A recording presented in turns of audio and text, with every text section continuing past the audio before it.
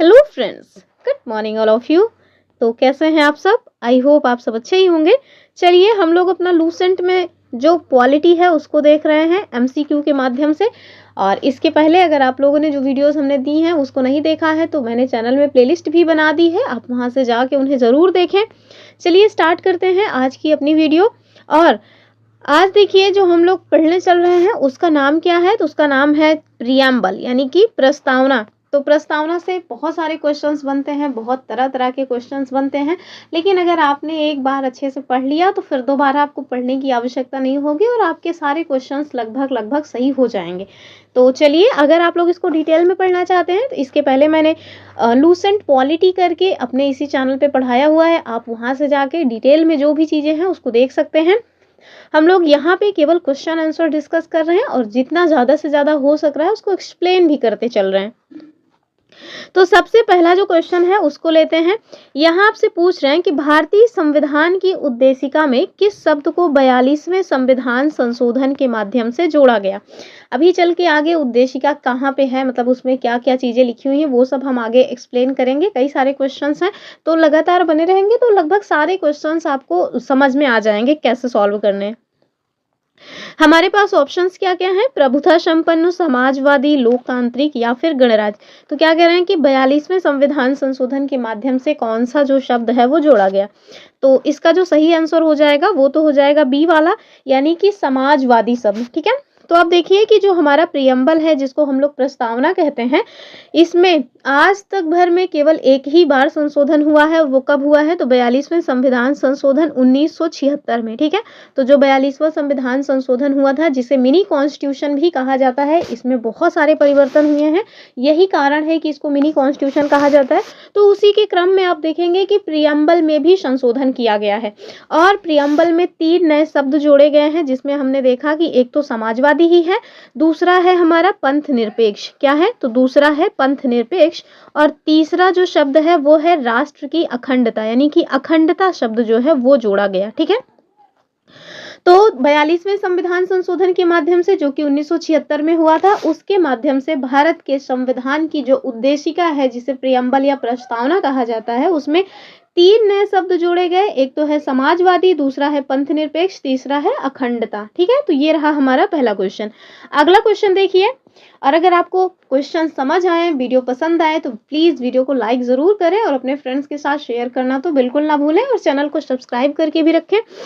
अगला क्वेश्चन देखिए, कह रहे हैं कि भारतीय संविधान की उद्देशिका किस तारीख को अपनाई गई थी। तो आप देखिए कि जो हमारा संविधान में जो प्रस्तावना या प्रियम्बल दिया हुआ है उसमें जो है डेट मेंशन है, आपको बताना है कि वो डेट कौन सी है। 26 जनवरी 1950, 15 अगस्त 1947, 26 नवंबर 1949 या फिर 26 जनवरी 1949। तो अगर आप लोग प्रियम्बल पढ़ेंगे तो उसमें लास्ट में जो लाइन लिखी हुई है कि दृढ़ संकल्पित होकर अपनी इस संविधान सभा में आज तारीख 26 नवंबर 1949 ईस्वी, फिर उसके बाद उसमें जो हिंदी में तारीख है वो लिखा हुआ है मिति मार्ग से शुक्ल सप्तमी संवत 2006 विक्रमी। ठीक है, इसको इतत द्वारा इस संविधान को अंगीकृत, अधिनियमित और आत्मार्पित करते हैं। तो उसमें जो डेट है ना, उसी डेट के बारे में यहाँ से पूछा जा रहा है कि कौन सी डेट है।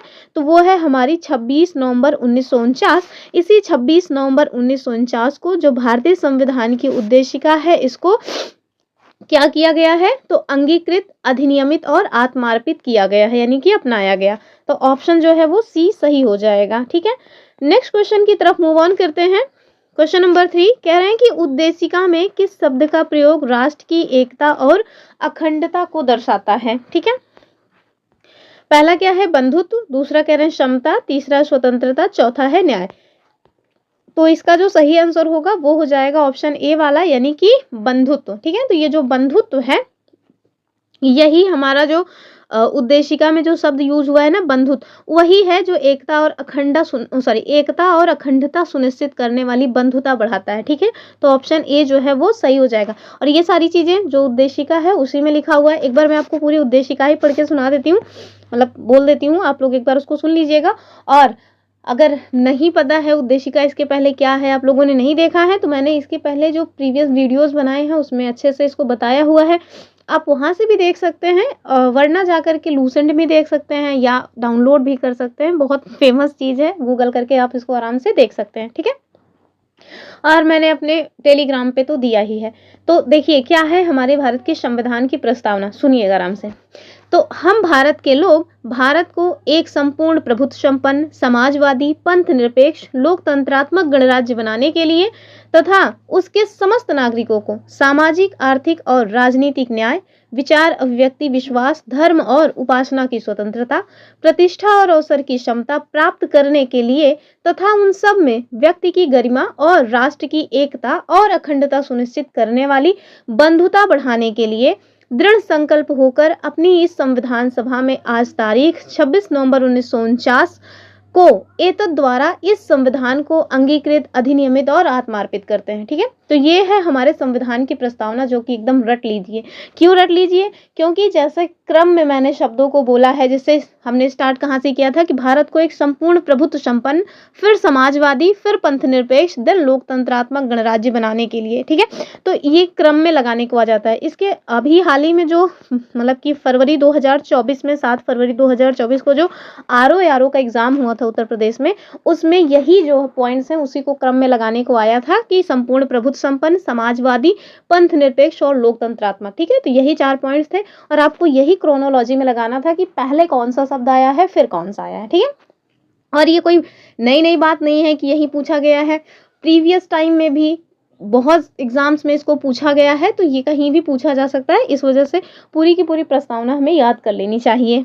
तो इसका जो सही आंसर है वो प्रस्तावना के माध्यम से आपको पता चल ही गया कि एकता और अखंडता सुनिश्चित करने वाली बंधुता की बात की गई है, ठीक है। तो ऑप्शन जो है ए ठीक हो जाएगा। नेक्स्ट क्वेश्चन देखिए, क्वेश्चन नंबर 4 में क्या है कि उद्देशिका में उल्लिखित मूल्यों में से कौन सा मूल्य व्यक्तिगत स्वतंत्रता से संबंधित है। तो व्यक्तिगत स्वतंत्रता की बात आई है, तो सामाजिक न्याय विचार की स्वतंत्रता राष्ट्रीय एकता या आर्थिक न्याय। तो अब देखिए स्वतंत्रता की बात यहाँ एक ही जगह इस ऑप्शन में ही दी गई है, तो सही आंसर क्या हो जाएगा? बी वाला, यानी कि जो हमारा प्रियम्बल है वो हमें कौन सी स्वतंत्रता प्रदान करता है।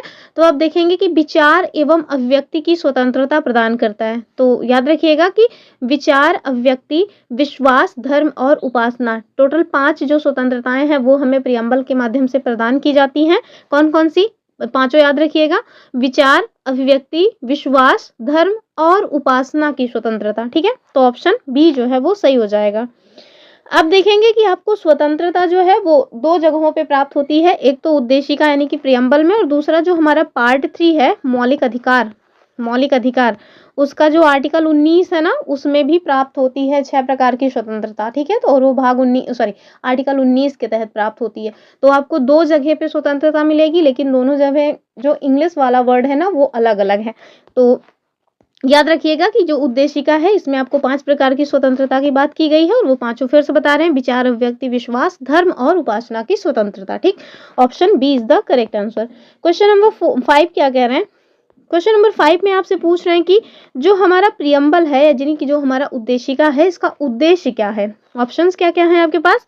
पहला है कि भारत को धर्मनिरपेक्ष राज्य बनाना, दूसरा कह रहे हैं भारत के सभी नागरिकों के लिए समान अधिकार सुनिश्चित करना, तीसरा है भारत को एक लोकतांत्रिक गणराज्य बनाना। तो अगर हमने अभी जो प्रियम्बल आपको बताया, अगर आपने उसको ढंग से सुना होगा तो आपको समझ आ गया होगा कि जो भी पॉइंट्स दिए हैं वो सारे के सारे सही हैं, यानी कि ऑप्शन जो डी है वो सही हो जाएगा। उद्देशिका के जो उद्देश्य हैं वो ये सारे के सारे हैं, ठीक। नेक्स्ट क्वेश्चन देखिए, क्वेश्चन नंबर, ये आंसर भी मैंने दे दिया है अलग से। यहाँ देखिए क्वेश्चन नंबर 6, तो क्रोनोलॉजी में खूब क्वेश्चंस बन रहे हैं, इस वजह से मैंने ये वाला क्वेश्चन लिया हुआ है। यहाँ आप देखिए, निम्नलिखित घटनाओं को सही कालानुक्रम में व्यवस्थित करना है, ठीक है। और सभी जो है किससे संबंधित है? प्रियम्बल से ही संबंधित है। पहला कह रहे हैं कि भारतीय संविधान को अंगीकृत अधिनियमित और आत्मार्पित किया गया, ठीक। दूसरे में है कि नेहरू जी के द्वारा उद्देश्य संकल्प प्रस्तुत किया गया। तीसरा है भारतीय संविधान में 42वां संविधान संशोधन किया गया। अगर आपको डेट पता है, एग्जैक्टली ईयर पता है, तो आप इसको आराम से कर ले जाएंगे। हमारे पास जो कूट है वो है ए में कि 2 1 3 सही है, दूसरा है कि 3 2 1 सही है, तीसरा है हमारा 1 2 3 सही है, और चौथा है कि 2 3 1 सही है। तो चलिए पहले देख लेते हैं कि कौन सी घटना कब की है, उसके बाद लगाने में आसानी हो जाएगी। तो आप देखिए कि जो भारतीय संविधान को अंगीकृत, अधिनियमित और आत्मार्पित किया गया, अभी हमने प्रियम्बल में देखा कि कब किया गया था, तो 26 नवंबर 1949 को। कब? 26 नवंबर 1949 को किया गया है। ठीक है, फिर कह रहे हैं कि नेहरू जी के द्वारा उद्देश्य संकल्प जो है वो कब पारित किया गया, तो प्रस्तुत कब किया गया था। हमें ये याद रखना है कि हमसे पूछ क्या रहे हैं, क्योंकि आप देखेंगे कि दो घटनाएं हुई हैं। पहले नेहरू जी के द्वारा उद्देश्य संकल्प को प्रस्तुत किया गया, बाद में संविधान सभा ने उसको अपनाया है। तो आप देखिए यहाँ पे प्रस्तुत करने की जो तारीख है वो आपको याद रखनी है। तो ये कौन सा है, तो ये है 13 दिसंबर 1947। क्या है, तो 13 दिसंबर 1947।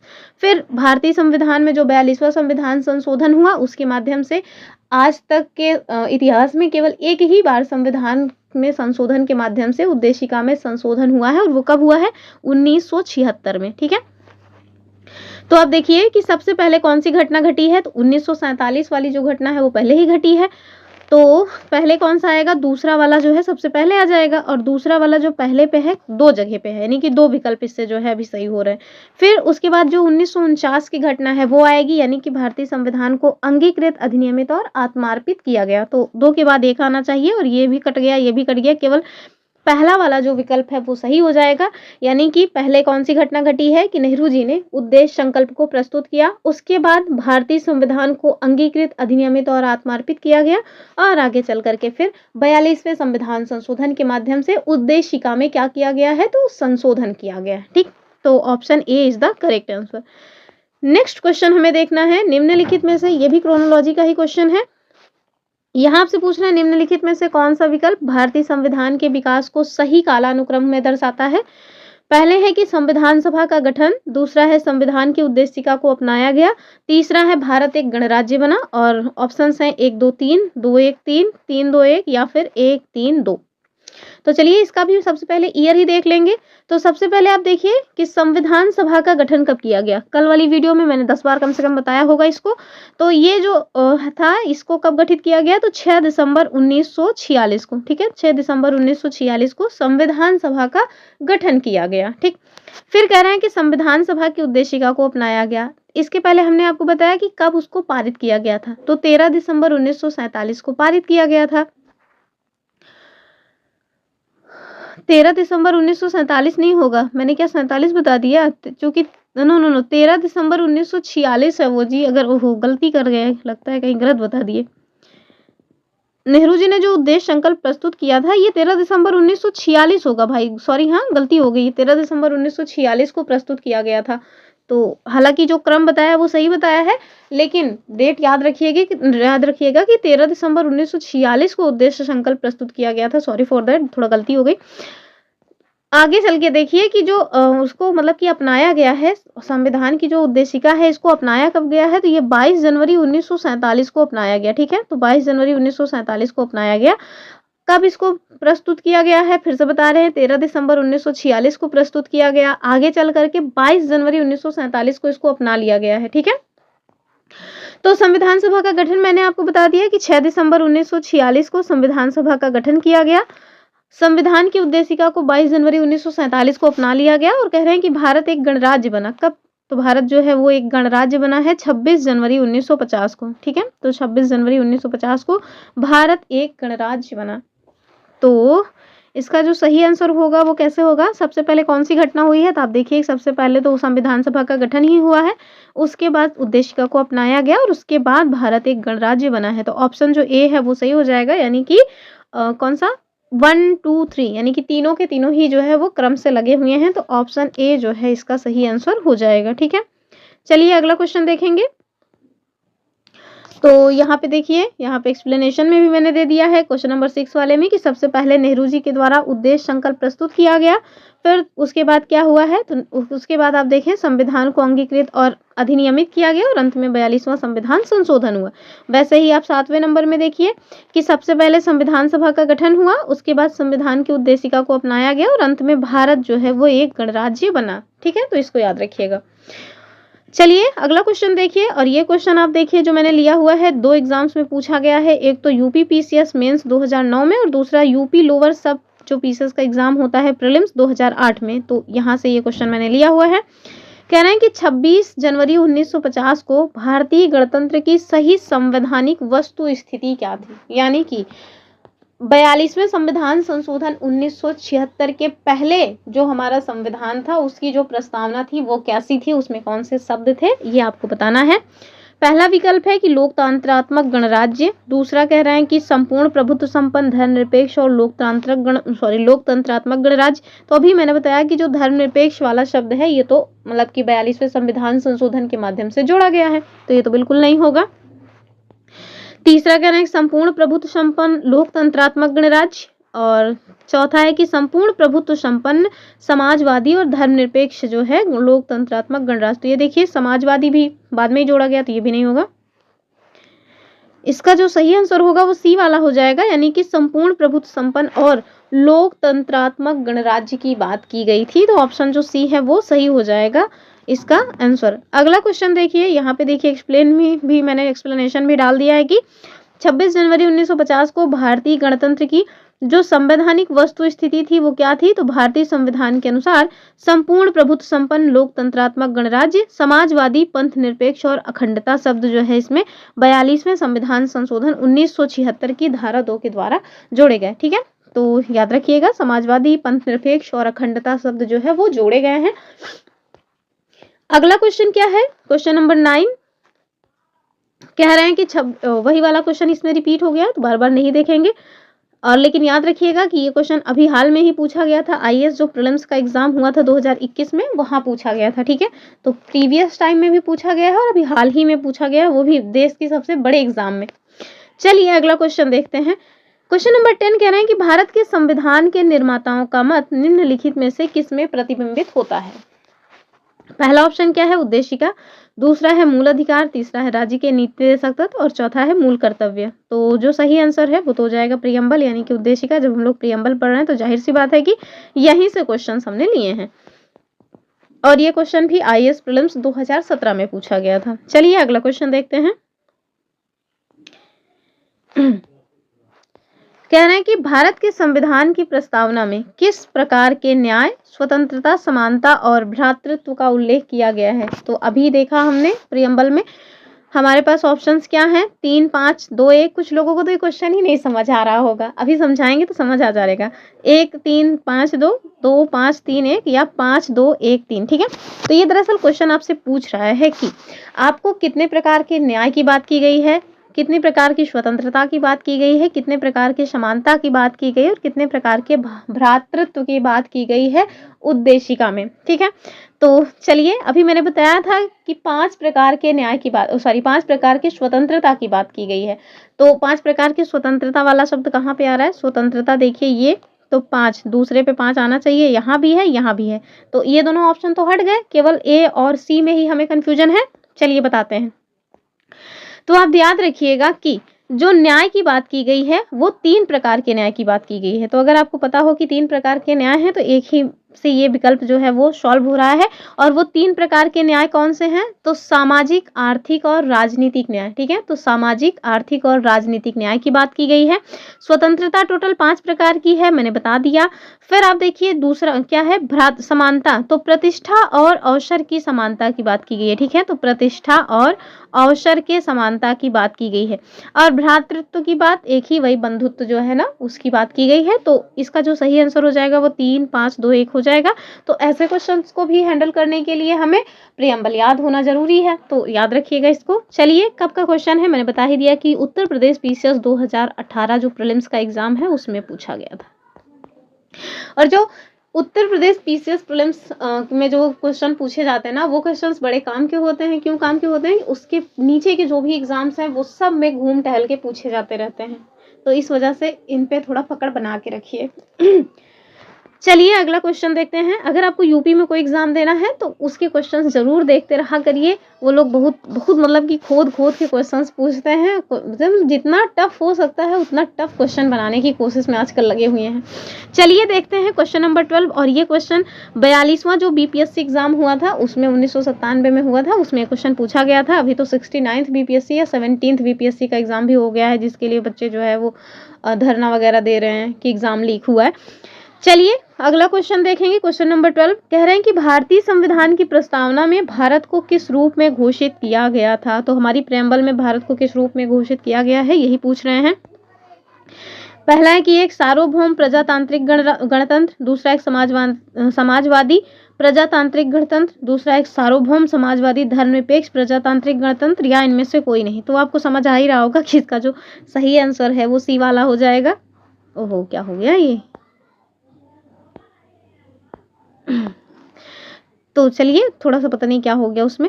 यहाँ इसका जो सही आंसर है वो सी वाला हो जाएगा कि एक सार्वभौमिक समाजवादी पंथ निरपेक्ष या धर्मनिरपेक्ष प्रजातांत्रिक गणतंत्र की बात की गई है हमारे संविधान की प्रस्तावना या उद्देशिका में। तो ऑप्शन जो सी है वो सही हो जाएगा। नेक्स्ट क्वेश्चन देखिए, क्वेश्चन नंबर 13। और एक बार फिर से बता रहे हैं, कंप्लीट जो लूसेंट में प्रियम्बल दिया हुआ है, अगर आप उसे पढ़ना चाहते हैं तो हमारा जो इसके पहले का वीडियोस हमने बनाया हुआ है, लूसेंट पॉलिटी करके इसी चैनल पे पढ़ाया हुआ है, वहाँ पे जाके प्रियम्बल, इवन आप प्रियम्बल जुनून पढ़ाई का भी करके खोजेंगे तब भी वो आपको मिल जाएगा। मैंने यहीं से मैंने इसी चैनल पे बनाया हुआ है वीडियो, ठीक है, आज से 3-4 महीने पहले बनाया था, तो आप वहां जाके इसको देख सकते हैं। चलिए अगला क्वेश्चन कह रहे हैं कि भारतीय संविधान की जो प्रस्तावना है इसका विचार मुख्यतः किस देश के संविधान से लिया गया है। ऑप्शन क्या है, अमेरिका, ऑस्ट्रेलिया, ब्रिटेन या फिर फ्रांस। तो आप जानिए इस बात को कि किसी भी देश के संविधान में जो प्रस्तावना है उसको अपनाने का जो सर्वप्रथम कार्य किया गया था वो अमेरिका के द्वारा किया गया था, ठीक है। तो अमेरिका जो है वो पहली कंट्री है जिसने अपने संविधान में प्रस्तावना को जगह दी थी। तो जाहिर सी बात है जब पहली बार उन्होंने किया है तो अन्य जो देश हैं उनको ही कॉपी किए हैं। तो हमारे भारत देश ने भी उन्हीं से ये चीज सीखा है कि अपने संविधान में प्रस्तावना को शामिल किया जाए। तो इसका सही आंसर क्या हो जाएगा, ए वाला, अमेरिका, ठीक है। लेकिन एक पॉइंट और याद रखिएगा कि प्रस्तावना में जो लैंग्वेज यूज की गई है कि हम भारत के लोग we the people of India, ये हमने कहाँ से लिया है, तो ये हमने ऑस्ट्रेलिया के संविधान से लिया हुआ है, ठीक है। उनके यहाँ है we the people of Australia, वैसे हमने लिया है we the people of India. या तो इसका सही आंसर क्या हो जाएगा, ए वाला हो जाएगा। चलिए अगला क्वेश्चन देखते हैं। कह रहे हैं क्वेश्चन नंबर 14 में कि भारतीय संविधान की प्रस्तावना को क्या कहा जाता है। ऑप्शंस क्या है, संविधान का दिल, संविधान की कुंजी, संविधान का आधार, या संविधान का परिचय पत्र। तो आप देखिए इसका जो सही आंसर है लूसेंट के हिसाब से वो तो हो जाएगा संविधान की कुंजी, यानी कि ऑप्शन बी वाला। लेकिन संविधान का परिचय पत्र भी कहा है किसी ने उद्देशिका को, मेरे ख्याल से के.एम. मुंशी ने कहा है, और ये हमारा जो लक्ष्मीकांत की बुक है उसमें आपको देखने को मिल जाएगा। तो यहाँ पे चूंकि लूसेंट में ये क्वेश्चन दिया हुआ है तो हमने लूसेंट के हिसाब से आपको बता दिया है कि संविधान की प्रस्तावना को संविधान की कुंजी कहा जाता है। लेकिन संविधान का परिचय पत्र भी किसी के द्वारा कहा गया है, संविधान की आत्मा भी किसी ने कहा है। तो इस तरह से लोगों ने अलग अलग अपने विचार प्रस्तुत किए हैं संविधान की प्रस्तावना को लेकर के, ठीक है। तो इसका जो सही आंसर होगा बी हो जाएगा अकॉर्डिंग टू लूसेंट बुक, ठीक है। वरना कोई आके कमेंट करने लगे हैं आता जाता कुछ नहीं है, संविधान का परिचय पत्र भी कहा गया है, तो मैं पहले ही बता दे रही हूँ कि लूसेंट के हिसाब से इसका जो सही आंसर है वो बी वाला हो जाएगा। लोग वैसे भी क्रिटिसाइज करने वाले ज्यादा मिल जाते हैं। अगला क्वेश्चन देखिए, क्वेश्चन नंबर 15 कह रहे हैं कि भारतीय संविधान की प्रस्तावना कानूनी रूप से क्या है। हमारे पास ऑप्शंस क्या है, एक कानून, भारतीय संविधान का एक भाग, संविधान की आत्मा, या फिर एक ऐतिहासिक दस्तावेज।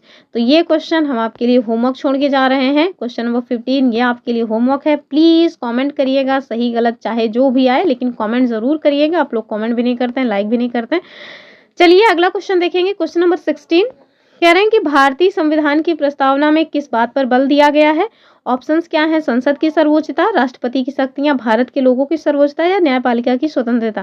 तो याद रखिएगा कि भारत के संविधान के हिसाब से या भारत की जो संविधान की प्रस्तावना है उसके हिसाब से भी आप याद रखें कि भारत के लोगों की सर्वोच्चता को जो है बल दिया गया है। यानी कि भारत में जनता जो है वो संप्रभु है। और एक बार ये क्वेश्चन SSC MTS में पूछा गया था कि भारत में कौन जो है संप्रभु है, तो भारत के लोग जो है ना वो संप्रभु है, यानी कि भारत की जनता ही संप्रभु है। तो इसका जो सही आंसर हो जाएगा वो हो जाएगा ऑप्शन ए, मतलब ये क्या का यहाँ पे आ गया है क्या, ये सा होना चाहिए था, यानी कि नहीं जो भी है सी वाला, यानी कि भारत के लोगों की सर्वोच्चता की बात की गई है। तो ये सही हो जाएगा, विकल्प मत देखिए कि कौन सा नंबरिंग में क्या है। अगला क्वेश्चन देखिए, क्वेश्चन नंबर 17 और ये इंपॉर्टेंट क्वेश्चन है, पूछा जाता है आपसे। कह रहे हैं कि बेरूबाड़ी यूनियन वाद 1960 के मामले में सर्वोच्च न्यायालय ने क्या निर्णय दिया था। ऑप्शंस क्या हैं कि प्रस्तावना संविधान का भाग है, दूसरा प्रस्तावना संविधान का भाग नहीं है और तीसरा प्रस्तावना को संशोधित नहीं किया जा सकता। तो अभी आप देखिए इस बार जो यूपी पीसीएस का एग्जाम हुआ है उसमें ये जो केसेस आए हैं इन केसेस को भी क्रोनोलॉजी लगाने में आ गया था। तो अब हम लोगों को जो केसेस आए हैं ना उनको भी याद रखना पड़ेगा, उनका ईयर कब है एग्जैक्टली, ठीक है। तो इसका जो सही आंसर होगा वो कब हो जाएगा, तो इसका हो जाएगा ऑप्शन बी वाला कि प्रस्तावना संविधान का भाग नहीं है। तो जो बेरूबाड़ी यूनियन वाद 1960 में जो है मतलब सर्वोच्च न्यायालय, इसी मामले में सर्वोच्च न्यायालय यानी सुप्रीम कोर्ट के द्वारा निर्णय दिया गया कि जहाँ पे भी संविधान की जो भाषा हो संदिग्ध हो वहाँ पे प्रस्तावना जो है वो विधिक निर्वाचन में सहायता करती है। और इसी के साथ इन्होंने ये भी बताया कि जो प्रस्तावना है वो संविधान का भाग या संविधान का अंग नहीं है, इस वजह से जो संसद है वो मतलब की प्रस्तावना में संशोधन नहीं कर सकती, ठीक है। तो बेरूबाड़ी जो 1960 में मामला आया था उसमें इन्होंने क्या कहा सुप्रीम कोर्ट ने कि जो मतलब की प्रस्तावना है उसमें संसद के द्वारा संशोधन नहीं किया जा सकता। लेकिन आगे चल के एक और मामला आता है और वो उस मामले का नाम क्या है, तो उस मामले का नाम है केशवानंद भारती बनाम जो मतलब की भारत संघ है, वो मामला आया। इसमें 1973 में जो सुप्रीम कोर्ट है पूरे आज तक के इतिहास की सबसे बड़ी बेंच, लगभग 13 जजों ने मिलकर के इसमें फैसला दिया कि जो मतलब प्रस्तावना है वो संविधान का भाग है। किंतु यहीं पे आप देखेंगे कि उसमें जो है मूल ढांचे का सिद्धांत आया और उन्होंने कहा कि प्रस्तावना संविधान का भाग है और संसद उसमें संशोधन भी कर सकती है, लेकिन संसद को ये अधिकार नहीं है कि वो संविधान के बेसिक स्ट्रक्चर को हिला दे या बेसिक यानी कि मूल जो उसकी संरचना है उसको जो है संशोधित कर सके, तो ऐसा उसके पास पावर नहीं है। बाकी वो संविधान का भाग है, उसमें वो प्रश्न मतलब की संशोधन कर सकती है। तो आगे चल के आप देखिए फिर 42वां संविधान संशोधन 1976 में हुआ और उसमें फिर संशोधन कर दिया गया इंदिरा गांधी जी के द्वारा, तो ये याद रखिएगा, ठीक है। तो बेरूबाड़ी बनाम जो 1960 में मामला आया था इसमें आपने माना यानी कि सुप्रीम कोर्ट ने माना कि जो प्रस्तावना है वो संविधान का भाग है ही नहीं, तो संसद इसमें संशोधन भी नहीं कर सकती, ठीक है। वर्तमान में स्थिति क्या है, तो वर्तमान में यही स्थिति है कि जो प्रस्तावना है वो संविधान का भाग है और संसद उसमें संशोधन भी कर सकती है बशर्ते बेसिक स्ट्रक्चर को हाथ ना लगाए, ठीक है। अगला क्वेश्चन क्या है और बेसिक स्ट्रक्चर क्या है वो उस टाइम केस में उन्होंने नहीं बताया है, लेकिन अपने अनेक निर्णयों में उन्होंने बहुत सारी चीज़ों को जो है मतलब कि बताया है कि बेसिक स्ट्रक्चर में क्या क्या शामिल है। और इसको आप देखना चाहते हैं तो हमारी जो मतलब इसी पे हमने वो पॉलिटी जो लक्ष्मीकांत वाली है उसमें बताया हुआ है, कई सारे पॉइंट्स उसमें भी कवर कराए हैं, वहां जाके देख सकते हैं। अगला क्वेश्चन देखिए, केशवानंद भारती केस में सर्वोच्च न्यायालय ने किस सिद्धांत को प्रतिपादित किया था, तो अभी हमने बता दिया कि जो मूल ढांचे का सिद्धांत है यानी कि बेसिक स्ट्रक्चर का जो सिद्धांत है वो केशवानंद भारती बनाम जो मतलब कि केरल संघ का दरअसल वो मामला था। केशवानंद भारती बनाम केरल राज्य का मामला था, मेरे ख्याल से मैंने उसको संघ का मामला बोल दिया है, तो इसी में दिया गया है। और कब का है, तो 1973 का है, ठीक है। तो ये केशवानंद भारती बनाम केरल संघ केरल राज्य का मामला एग्जैक्टली, ठीक है। तो ऑप्शन ए जो है वो सही हो जाएगा। यहाँ हमसे क्या पूछ रहे हैं, कह रहे हैं कि संविधान के मूल ढांचे में संसद क्या नहीं कर सकती है। हमारे पास ऑप्शंस क्या क्या हैं, संशोधन, नकारात्मक संशोधन, सकारात्मक या फिर विस्तार। तो भैया उसमें संशोधन ही नहीं कर सकती, नकारात्मक सकारात्मक विस्तार की तो कोई बात ही नहीं है, ठीक है। तो मूल ढांचे में वो बिल्कुल हथवा ही नहीं लगाना उनको, ऑप्शन ए जो है वो सही हो जाएगा। और ये कहाँ से आया, अभी बता दिया कि जो केशवानंद भारती बनाम केरल राज्य का मामला आया था वहां से ये चीजें आई हैं निकल करके। अगला क्वेश्चन क्या है, और एक बात याद रखिएगा, ये जो मूल ढांचा है ना ये आपको संविधान में कहीं भी देखने को नहीं मिलेगा, ये जो हमारा सुप्रीम कोर्ट है उनके दिमाग की उपज है, उनके द्वारा दिया गया ये शब्द है, ठीक है। तो कह रहे हैं क्वेश्चन नंबर 20 में बताइए कि 42वें संविधान संशोधन में प्रस्तावना में कौन से शब्द जोड़े गए। तो अभी हमने आपको बताया था कि समाजवादी, पंथ निरपेक्ष और अखंडता जो शब्द है ये 42वें संविधान संशोधन के माध्यम से जोड़ा गया, ठीक है। फिर अगला क्वेश्चन, और ये आज का लास्ट क्वेश्चन भी है, कह रहे हैं कि भारतीय संविधान का प्राधिकार किससे प्राप्त होता है। तो मैंने बताया कि भारत देश में जो जनता है वो संप्रभु है, अतः भारतीय संविधान का जो प्राधिकार है वो भारत की जनता के द्वारा जो है वो प्राप्त होता है। तो ऑप्शन जो है वो शाह यानी कि सी वाला ठीक हो जाएगा, ठीक है। एक पॉइंट और याद रखिएगा कि जो हमारे भारत का संविधान है, ठीक है, उसमें कहीं पर भी आपको फेडरल शब्द यानी कि संघीय शासन जो शब्द है इसका प्रयोग नहीं किया गया, ठीक है। तो भारत के संविधान में कहीं भी भारत को फेडरल शब्द के रूप में संघ नहीं बताया गया है, ठीक है, यूनियन के रूप में संघ बताया गया। तो अगर इस टाइप का क्वेश्चन पूछा जाए तो हम लोगों को इंग्लिश देखना जरूरी होगा कि भारत को यूनियन ऑफ स्टेट बताया गया है, फेडरल ऑफ स्टेट बिल्कुल भी नहीं बताया गया, ठीक। एक पॉइंट और याद रखना है कि संविधान में भारत को राज्यों का संघ घोषित किया गया है, जिसको हम क्या कहते हैं, यूनियन ऑफ स्टेट्स। इसके अलावा आप एक पॉइंट ये याद रखिएगा कि लिखित संविधान की जो अवधारणा है वो कहाँ की देन है, तो जो लिखित संविधान की अवधारणा है वो फ्रांस की देन है। लिखित संविधान की जो अवधारणा है ये कहाँ की देन है, तो ये फ्रांस की देन, ठीक है, तो ये फ्रांस की देन है।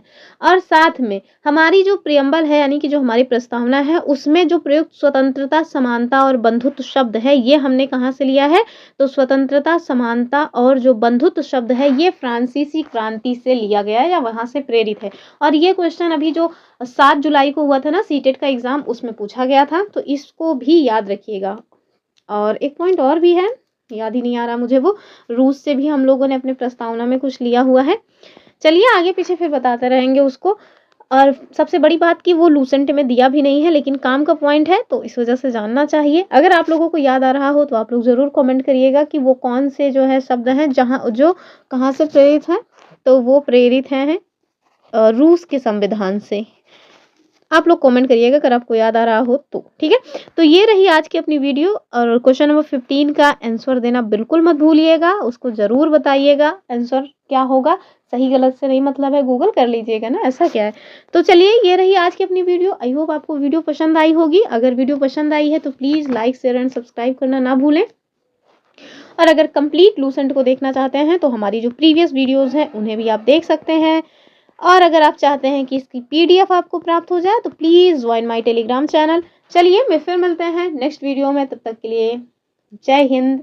और हाँ, इसी चैनल पे हम अपनी एनसीईआरटी कवर करा रहे हैं तो उसके साथ भी जरूर बने रहिए। चलिए फिर मिलते हैं, बाय बाय।